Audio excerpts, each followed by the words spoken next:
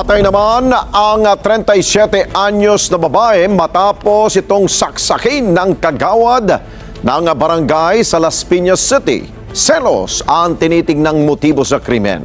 Jim Tejano sa balita. Hindi ka tanggap-tanggap.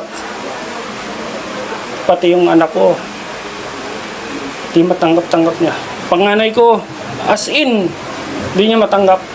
Hindi lubos maisip ng kinakasama ng biktima na ang 17 taong pagsasama nila magwawakas sa isang malagim na krimen.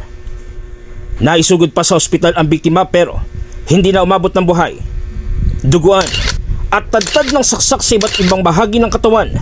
Ganito ang sinapit ng 37 anyos na biktima matapos saksakin ng 8 beses sa barangay Manuyo 2, Las Piñas City, Lunes ng gabi. Yung victim ay nagkaroon ng 8 stab wounds sa iba't ibang bahagi ng kanyang katawan. Ginrab siya from behind. Ang suspect, isang aktibong kagawad ng barangay na ayon sa investigasyon, selos ang umano'y tinitingnang motibo ng pulisya.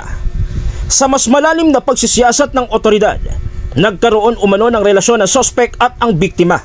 Kasi nag-away itong dalawa, meron silang hindi pinagkakaintindihan. Pero, ayon sa tunay na kinakasama ng biktima, nakita pa nito ang suspect na tila umaaligid sa labas ng kanilang bahay bago ang insidente. Makalipas ang ilang minuto, nagpahatid sa tunay ng kinakasama ang babae upang makipagkita naman sa mga kaibigan. Ngunit makalipas ang halos 2 oras, isang malagim na bangungot ang bumalot sa naiwang pamilya. Sa kwento ng ilang saksi sa lugar na hindi na humarap sa kamera, bigla umanon dumating ang suspect at kinumpronta ang biktima hanggang magkaroon ng mainitang pagtatalo na nauwi sa malagim na krimen. Giit nila, tila pilit pinupuntirya ng suspect na makipagrelasyon sa biktima kahit may pamilya na ito.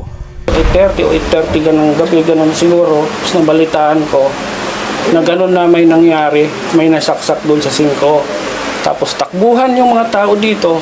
Tinanong ako ng mga kapitbahay niya, "Kuya, dyan ba si Ang sabi ko naman sa kanila, wala, nasa 5. Yun, nasaksak daw sa kagawad ng Manuyo 2. Dati na rin nakatanggap ng pagbabanta sa buhay ang babae. Oo, tapos binagbantaan niya talaga si pina-blatter niya, sa barangay. Kung di ka man lang mapunta sa akin, ipapatay na lang kita, ipadampot kita. Na-recover ng Las Piñas Police ang 2 patalim na ginamit sa krimen. Sumuko naman sa mga otoridad ang suspect, ngunit agad isinugod sa ospital dahil sa pagtaas ng presyon at pagkakaroon ng lagnat. Patuloy na sinusubukang kuhanin ng Net25 News ang panig ng suspect na nahaharap sa kasong murder.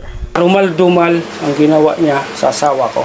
Kailangan niyang pagbayaran lahat ng gastusin. Dapat na bulok sa bilangguan. Isang public servant pa naman siya, tapos gano'n niya ginawa. Jim Tejano para sa mata ng Agila. Matatag, matapang, matapat.